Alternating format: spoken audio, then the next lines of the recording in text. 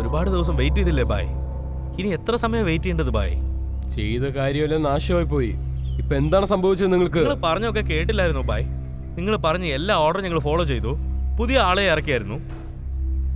ശരി, ഇതുവരെ പറഞ്ഞതെല്ലാം പറഞ്ഞേക്ക്. ഇപ്പൊ പറഞ്ഞത് ചെയ്യൂ.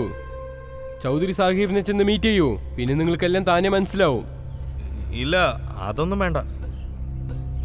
ഇല്ല ബ്രോ, ഞങ്ങളിപ്പോ ചൗധരിയെ കാണാൻ ആഗ്രഹിക്കുന്നില്ല. ഞങ്ങൾക്ക് എന്ത് സെറ്റിൽ ചെയ്യണോ അതങ്ങ് ചെയ്തേക്ക്. തീർച്ചയായിട്ടും നിന്റെ പൈസ ഒക്കെ തിരിച്ചു തരും. നിങ്ങൾ എന്താ ഇങ്ങനെ സംസാരിക്കുന്നേ?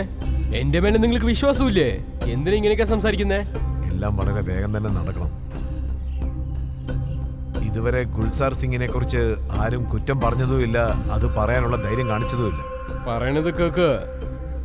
നീ സ്ഥലത്തിൽ വെച്ച് പുതിയതാണ്. ഞങ്ങൾ ഈ സ്ഥലത്തിന്റെ ഇരുമ്പ് പോലെയാണ്. ഓർമ്മയിലിരിക്കട്ടെ. അതൊക്കെ ഞങ്ങൾക്ക് വളരെ നന്നായിട്ട് അറിയാം. ഇവിടെ നോക്കുമോനെ, കുറച്ച് സമാധാനത്തിലിരിക്കുന്നേ. എന്തിനാ ഇത്ര ധൃതി വെക്കുന്നേ? ഞാൻ പറഞ്ഞത് മനസ്സിൽ വെച്ചുകൊണ്ട് അതിനനുസരിച്ച് നടക്ക്. അതാണ് നിനക്ക് നല്ലത്. ഒരു ഇരുമ്പായിട്ട് മാറാൻ കൂടുതൽ സമയമൊന്നും വേണ്ട, മനസ്സിലായോ? ഈ കാര്യം എപ്പോഴും ഓർമ്മയിലുണ്ടായിരിക്കണം. ഒരുപാട് ദേഷ്യപ്പെടുന്നു. അത്ര ടെൻഷനൊന്നും വെക്കണ്ട. എല്ലാ സമാധാനത്തിൽ സംസാരിച്ച് തീർക്കാമെന്നേ. ഇതുപോലെ ഫയർ ആയിരിക്കണത് എനിക്കിഷ്ടം.